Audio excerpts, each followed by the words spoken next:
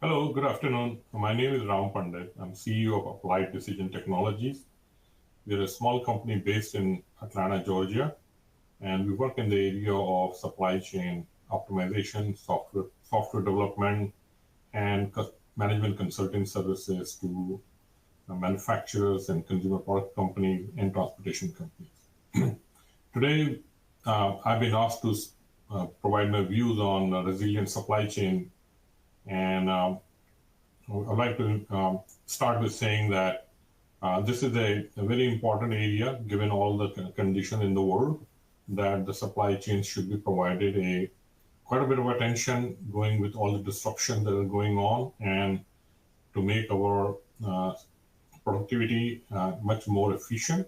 It's important that we pay clear attention to what's going on and how our operations are progressing and what kind of processes we have to make them more robust and more responsive so that we can meet expectations of our customers as needed and in time. So to start with, what do we mean by resiliency in a supply chain? The idea essentially is that if there is a disruption, we should be able to recover. And that's a basic notion behind resiliency. However, in case of supply chain, if we look at it, we need to think about what our customers or our suppliers are expecting. What would they like to have so that they can provide the desired goods and services in time to the location that's needed and in the shape and form they are needed. And so the multiple things come into play. And as you probably have known, the supply chain evolved over time. Initially, just-in-time solutions. Then we have redundant solutions so that we can provide multiple sources.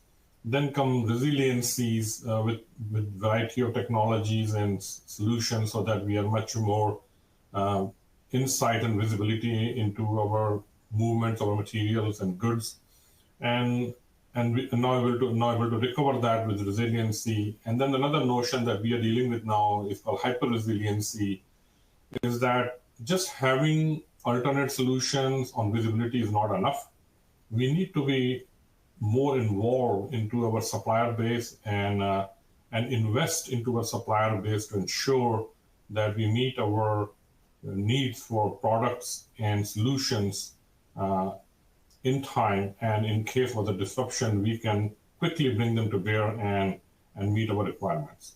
So this way, in case of hyper-resiliency, we're not just looking at the materials and products, but we're also looking at the skills, labor, and education of our workforce to make sure in all aspects of our productivity are covered, and we can respond to our our customers in time, and with much more in an efficient manner. And so coming back again into supply chain and the different types of technologies, initially, if you think about a few years ago, we had decision support systems, we have many optimization systems that essentially tweaked out the most cost-efficient way of designing supply chain solutions and supply chain networks, freight networks. Where should we have our inventory? How much inventory we should keep? How should we how should we distribute our products to our different hubs and stores and distribution centers and so forth. Then came the era of risk management and visibility to Right. illuminate. Hello, hi Pallavi. Hi. To manage where we have our risk positions and how do we manage different kind of risk profile that we're facing by adding more visibility and getting insights into it. Now with the resiliency and hyper-resiliency, we're coming into more awareness of our availability of our local resources, our easily accessible resources, or the resources we can access in time to meet our productivity demand. And then now comes the area of the era of, I should say, of artificial intelligence and machine learning, which is essentially giving us extra tools to combine a large amount of data, not internal but external environment as well. And it goes way beyond visibility to create awareness. So I believe one of the best ways to use AI technologies in this area is to be able to create awareness about what the expectations are, what could happen, how our solutions may change, and and apply those to meet our customers' requirement in the best possible manner. Now, I'd like to welcome Pallavi Pandey. She's just joining us. Go ahead, Pallavi. Please introduce yourself. Thank you, Ram. I am joining here from Portland, Oregon. My name is Pallavi Pandey, and I'm a small business owner of a brand called Detox, and it is a non-traditional spelling of the word detox. So it's spelled differently. This is DTOCS, and it echoes with the meaning cleansing journey with leaves, because we rescue leaves and we transform palm leaves into your plates and bowls for your events. And thank you for having me here, Ram. And we both are going to be talking about on the topic resilient supply chain. So I know you did get started, and thank you for mentioning your expertise in it. So that being said, how long have you been doing resiliency in supply chain? Over time it has evolved. We are an 18 years old company, and essentially we started with the optimization models, so designing supply chain and providing transaction solutions.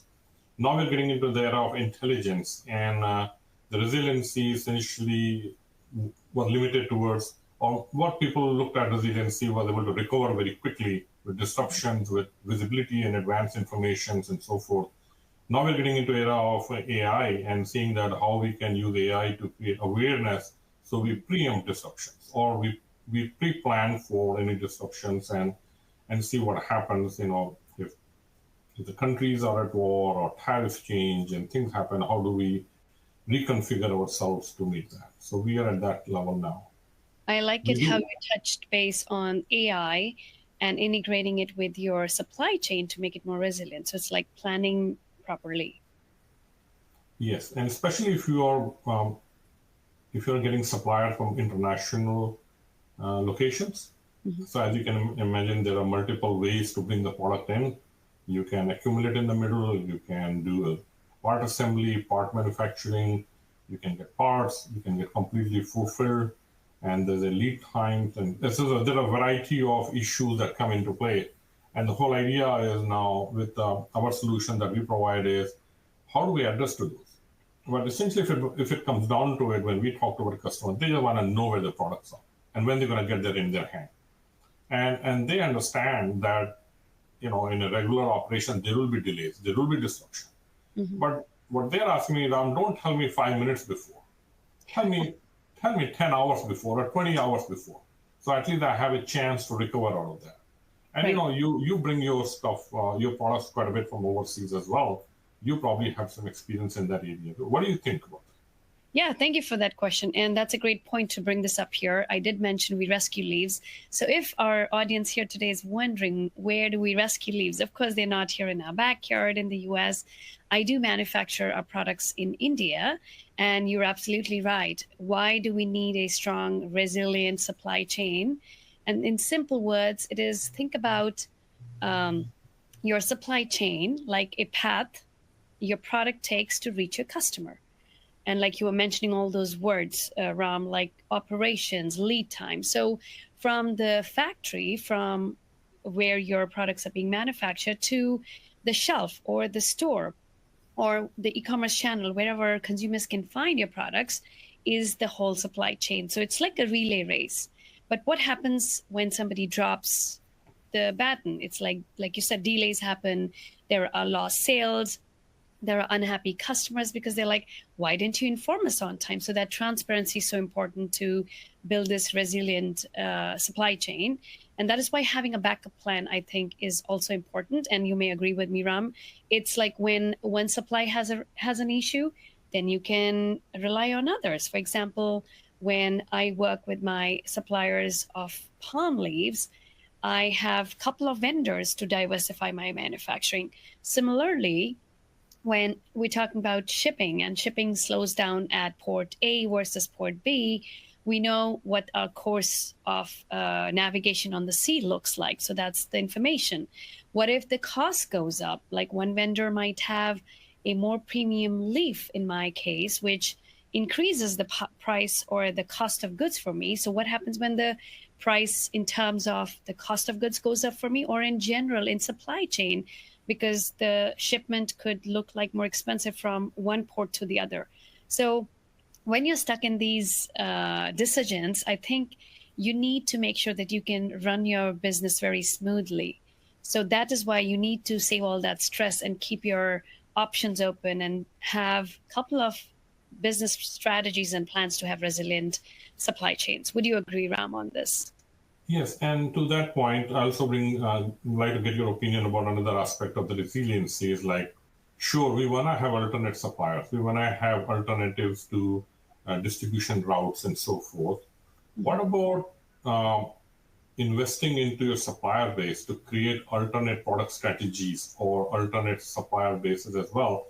So, for example, you're making your tableware with a type A leaf. Mm-hmm.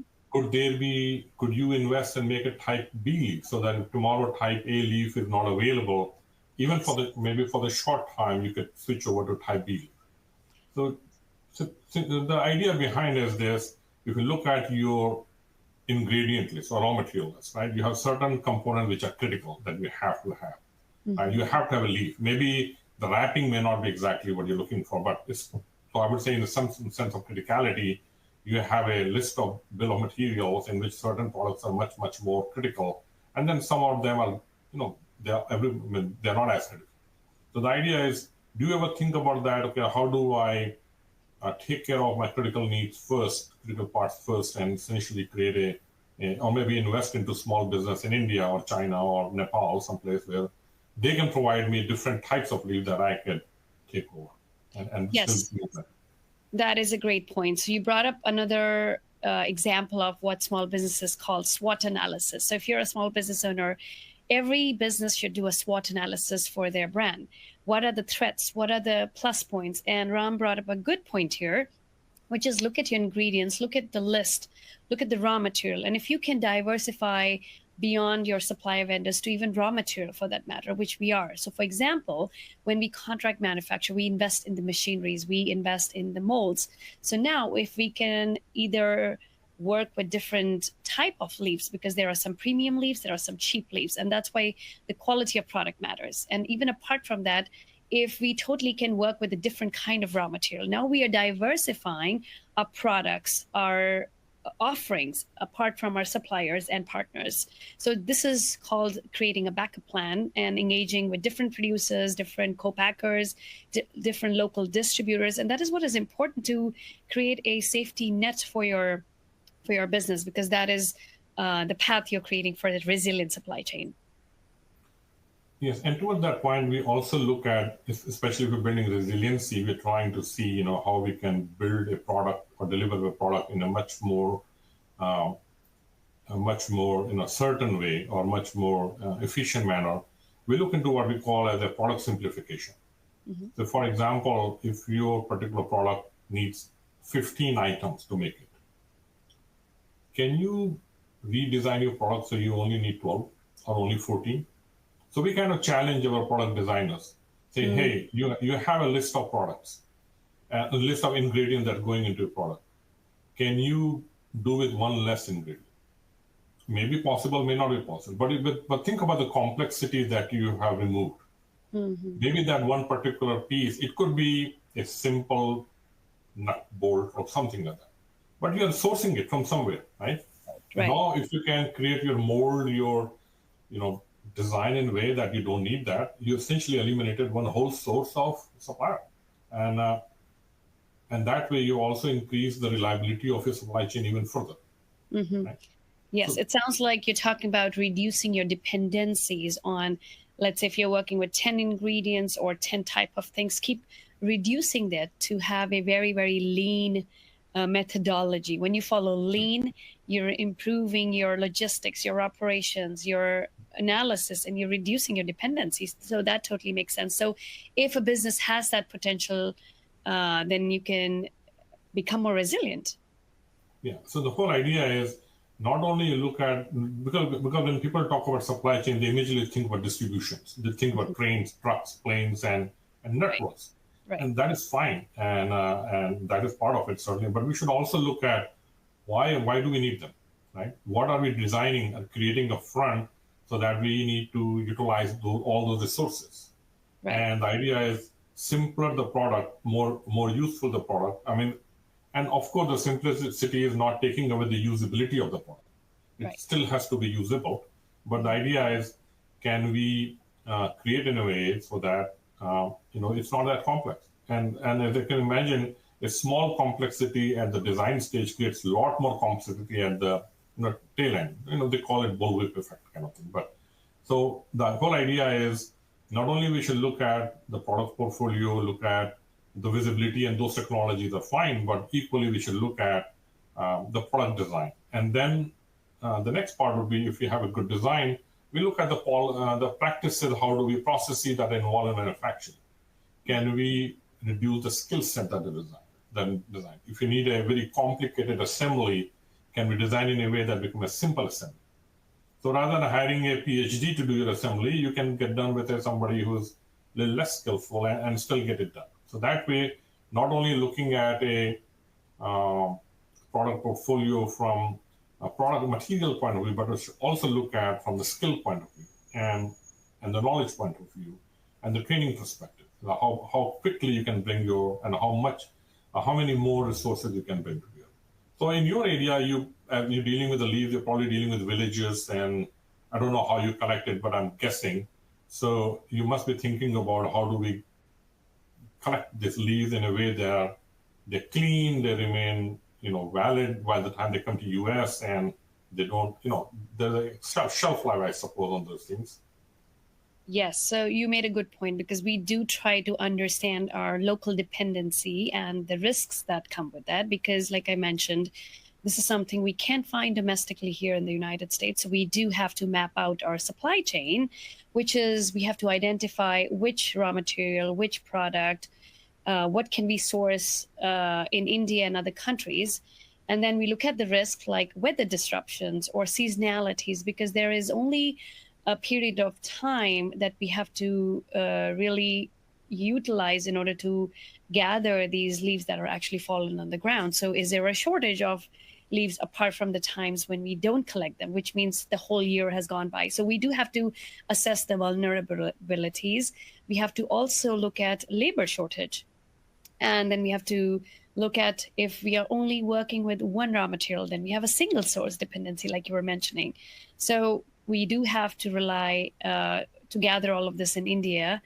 And though we have US-based warehousing and our customers are in the whole North American continent, which is United States and Canadian market, so we do have to understand where the bottlenecks could happen in understanding the initial part, which is gathering the raw material and manufacturing part. And then later on comes the other parts of supply chain, which is diversifying the suppliers, the partners, and then building collaborative networks, like locally, in order to cross-promote, share resources, make sales, and then leveraging technology that you were just talking about when I hopped in here, and data to automate a couple of our processes, our management tools for inventory, and then advocating for policies, collaborating with policymakers just to strengthen the National Food Service Guide, because we are, as consumers, tired of plastics and papers, and we want something better that's stylish, that's sustainable. So this would be an advocacy for policy and support. And then the last one would be for us educating our customers on our value. So this total thing, what I mentioned, these couple of steps, is our resilient supply chain. And so it's just not the fact of how do we get the products on shipments. Just that part is not the supply chain. It's all the way from sourcing of the raw material to getting it to the customer. The whole path is your supply chain, and your business plan should have strategies on making this resilient. Yes, and as part of the resiliency and efficiency, we look at the other thing we talked about the product simplification.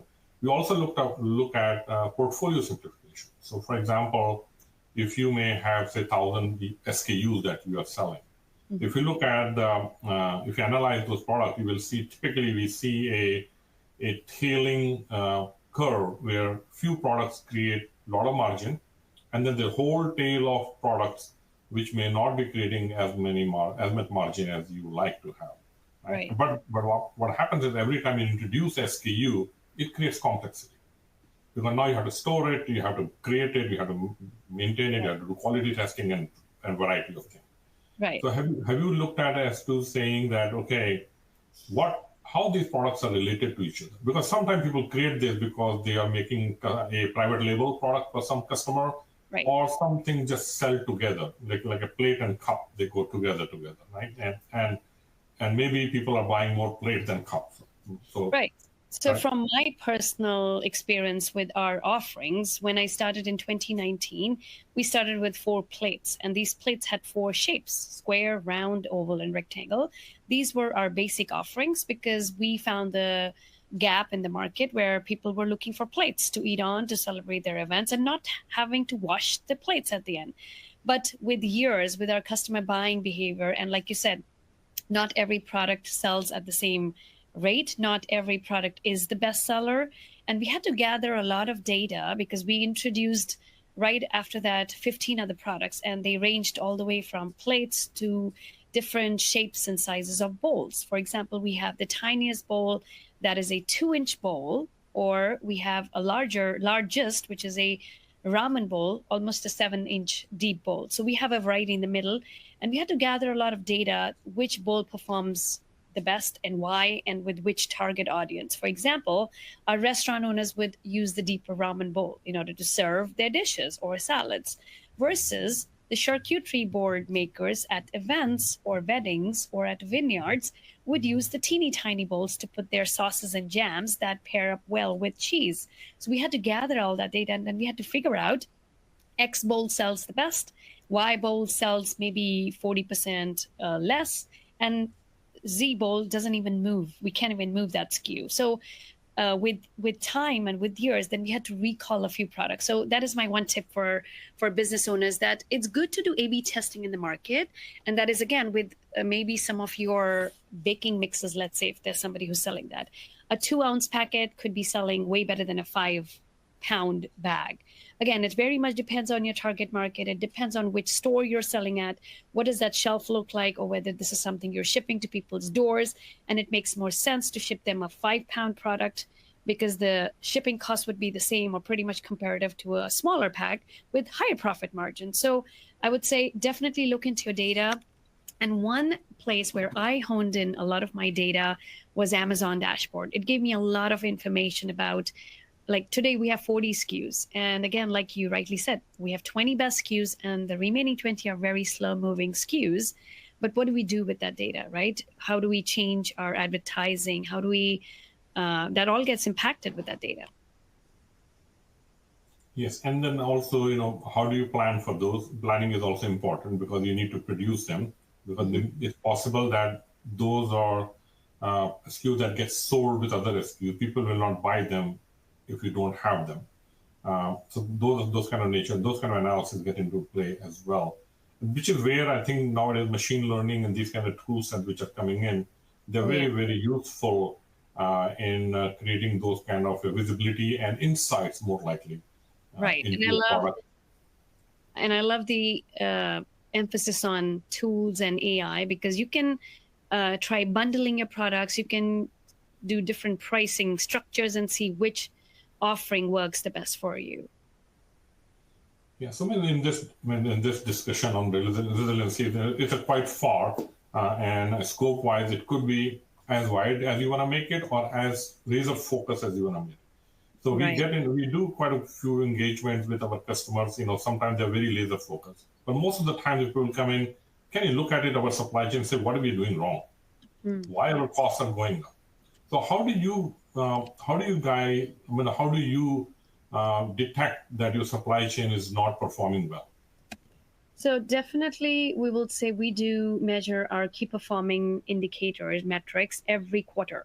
So in order to know what's working well, what's not working well, we look at our data. And for now, we are 6 years into business. We don't have fancy money to spend on tools and expensive software. So we have relied on Excel sheets, and they have worked for us very well, because we do look at them almost weekly. So when you do something consistently, your job becomes easier. You know what you're looking at, and you're not lost in all of that data. So like you said, we look at our inventory management, for example, and we look at it every other week. So we are keeping up with our inventory, because the last thing customers want to deal with is out of stock products. So you don't want to bust up that flow, because it takes a lot of time for you to build that inventory, and then you run out of it for a few months, and then it takes a lot of time on the water for that shipment to arrive to you. So you're losing track, you're losing time, you're losing money. That was one example on inventory. The other couple of features would look like managing our marketing. Like some of the big companies, or even small, they lose a lot of money on marketing because they're not measuring. I think at the end of the day, everything goes down to measuring what growth looks like for you, or what progress looks like for you. And even if it is 10% growth for us, that is how we measure if something is working or not. And we feel that if something is not working, we stop it right there. So the point is to stop the problem. For example, if you're pushing in an advertisement, for example, and if you've already spent $1,000 on it, and the rate of conversion is 1 conversion, for example, and we've had that kind of experience. We run some Google ads, and we were doing $1,000 on our ad spent monthly, and we got 1 conversion from it. What did we quickly do? We turned that ad off, because there's something wrong with that. So as business owners, it's very important to identify what is working and what's not. So you have to vigilantly, proactively monitor your key metrics. And as a business owner, you know your brand, you know your products, you know your offerings, and that's how you should be designing your key metrics every quarter. And if every quarter is too much, maybe once every 6 months. So what is your key take on that, Ram? What is an ideal time for businesses to measure the key metrics? And why is that important? It depends. Right now, the tools that we have, there's some measurements which are real time, and some measurements are on a dashboard, and then the reports on a nightly basis. But what we're looking at is, typically when people go with the measurements, they're looking at the history. They're looking what has happened, and then that tells us, okay, right, this happened and this didn't. The result didn't materialize. What we're looking at it, how can we predict it? So we don't have to wait till the end of the month to find out, oh, my cost overran me. Why can't we have even though I know maybe it's allocated basis or whatever way you are measuring, and you cannot get the actual number till the month end, but you can get an estimate till during the month. For example, you have a customer's forecast, say he's going to buy 1,000 cases from you. Right. And it's the middle of the month, and he hasn't bought a case. Then you know something is not going to work, right? Right. So you don't want to wait till the end of so your measurement was that actual orders versus the forecast, and you see the gap, right? But that you're getting that at the end of the month. Our premise is, why do I need to wait? If there is according to our analysis, we know what the run rate of the customer is. How often does he offer weekly? Does he offer, maybe the customer offers once a lump sum in a month, right? So that's a different story. But typically, if the customer is offering on a weekly basis, and that customer hasn't ordered anything for 3 weeks, then we should be getting some sort of alert, and to go back to a salesperson and say, hey, look, talk to this customer. So what we're looking at is there's a sales planning and sales management. And in that sense, there should be a metric that you're trying to observe. And then also should be a plan against that. Okay, if this metric is not working out, what am I supposed to do? Right. So because what happens is, a lot of time in larger organization, you get new people who are not experienced in that area. They're young kids who come in and they start to work. And then they don't understand what are they supposed to do. Are they supposed to pick up the phone and call the customer, hey, buy more? Or are they supposed to talk to the salespeople? What are they supposed to do? So if you have a plan in place that if 2 weeks or 3 weeks or some sort of disruption is going to happen, or the signals are it is not going the way it's supposed to do, it's better to catch it early. And maybe maybe it's not that serious, but nonetheless, you want to know about that as soon as possible. Right. And I think you said it very aptly, that do the back work. For example, like Ram was saying, if you know your goal is to get $50,000 per month, what do you need to get it? what does your strategy looks like, whether you're a direct-to-consumer brand, whether you're wholesale, whether you retail, or whether you contract. If these are your buckets, pick your buckets, put your percentages in there, and then measure it daily. Like, for example, if I'm midweek and I know I get my orders from 10 caterers order my plates and bowls and spoons and straws, and today it's 15th of mid of the month, and I'm only seeing 5 people have done it, which means I have 5 more remaining. What that means proactively as a brand, as a business, I'm going to be reaching out. I'll be sending reminders, because that not only helps me make a client relationship, but build this trusting, credible relationship with my clients and give them a boutique customer approach. So now I'm also turning it into a customer experience for them, which is saying, hey, I saw we haven't received your order. Is there something we can fulfill now? Or is there a timeline when you wouldn't want us to send this to you? Because we have to keep in mind we have to fulfill this goal. So what are some of the strategies that you can backtrack? So keep those measurements and look at it monthly. So other point I like to bring in, like when we look at the supply chain resiliency, we're looking at, typically we talk about recovering from disruptions. Mm-hmm. We should also look at protecting our customers. So for example, you have a portfolio of say 50 customers, and you got a hot product that everybody wants. Mm-hmm. And all of a sudden you have one large customer comes there and says, I want to buy 90% of inventory. Yeah. Right? And you feel very happy, but what happens is you starve all your other customers. Right. Right? So do you guys have situation like that? Because then what people do, people put the customers on a location basis and different ways. So essentially the whole idea of planning is not only prevent against disruption, but we also protect your customer base in an equitable manner. So I'm not saying that, you go one versus the other, but somehow or other you need to bring in equity so that your customers equally benefit from your offering that you have. Right. And I love what you said, that there could be one lucrative customers who buys all of your inventory. What do you do in that case? Because you're getting your sales, but at the same time, you're putting off with all of your supportive customer base that you've had for so long. So as a brand, personally, we believe in communicating very, very proactively with our customers, whether we're running low on any kind of inventory, whether we're running out of stock, because transparency really builds the trust. And I've seen if we are having some sort of delays, if we are going through any shortage or any challenge, and whenever we do update our customers through emails or newsletters, they do share the concern, and they're ready to wait, and they're ready to say, we care about you and let us know how it's going. So it's very genuine, and we felt it as a brand. So it's something I can never say enough of, which is be transparent and do communicate with your customers very proactively. Don't wait for them to be like, hey, and this is a small example. Like, let's say I got an order today and I was out of town and I didn't have the time to ship it. I'm not going to wait for 1 week for the customer to get back to me and saying, hey, my order is still sitting out and I haven't received my tracking. Or even if did you send the tracking, it's not moving. I will proactively be honest and say, hey, I'm traveling. I'm sorry. I forgot to drop your order, but I will do this the first thing I'm back in town. So now this builds a trust and credibility between the customer. What are your suggestions on this, Ram? Correct. And that is very, very critical, because we believe in we want to give notification to our customers. On the other hand, we don't want to inundate with all the notifications, because as you know, in the business, there are ups and downs. Right. They may not want to get notification of every little event that may happen. So judiciously, we need to provide them. And we also look at the analysis of the capacity. So for example, we have a certain capacity to produce, and all of that, we got a huge order. Mm-hmm. So it's a question of commitment. So when you say transparency, in that sense, we also go ahead to the point that we evaluate our ability to really supply those customers with the demand that they have, and say, you want 10,000 cases, I can only produce so many cases per month. So I will not be able to meet that one. And so that they are not under the impression that, they can relax because they order. So they can make alternate arrangement as well. So I think it's what I'm trying to say, it's a shared responsibility between supplier and the customer both. Not only the transparency, but also a way to communicate to each other so that we both are successful at the end of the day. Yes. It's not one versus the other.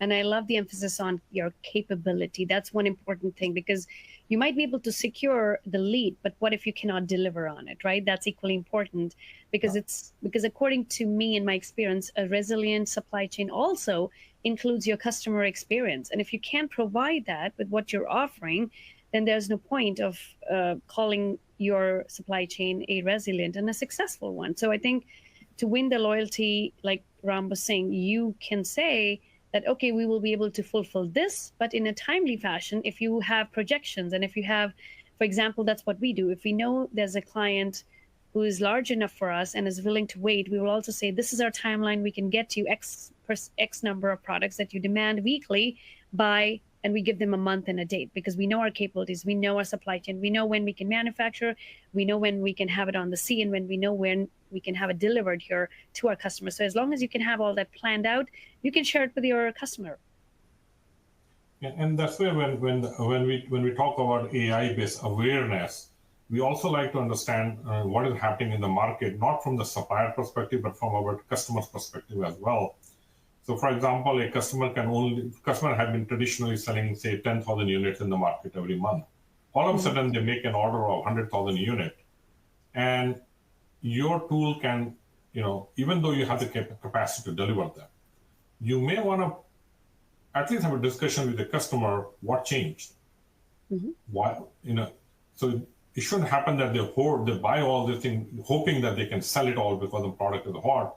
But so essentially try to help them think about it before you go ahead and order that, because you may incur an inventory loss and you may have a product shortage cost, and also it doesn't look good on you because your product got sold but they're not going in the marketplace. So right. This is where a notion of shared responsibility becomes very, very important, that we work together rather than just one way versus the other. So in this case, all these, I think the technology solutions that we're bringing, they're supposed to make life easier, cleaner, and much more shared responsibility and so forth. So in the ecosystem, we can all coexist beneficially to each other rather than one versus the other. I love that. That will be my thoughts on that part. I love it. And I hope people have learned from us here how to keep your product stocked, your customers happy, even when things go sideways, which could look like delays and shortages, and avoiding last minute scrambles as a business owner, and have some backup plan. So definitely be flexible in your partnerships. Try to source locally and with minimum, like Ram said, sometimes less is good. And that way you can turn the supply chain chaos into a very competitive edge, and you can think like a big brand, but on a small budget. Yeah, and another thing I'll bring out that, everybody's pitching AI solution, high-end technology solutions and so forth, and some companies are ready to adopt them. They can afford them. They have the infrastructure to apply them very successfully and be very profitable with them. But not all companies are at a stage where they can, just buy them. Even if they go ahead and buy those technology, can be really, really utilize them to the fullest extent.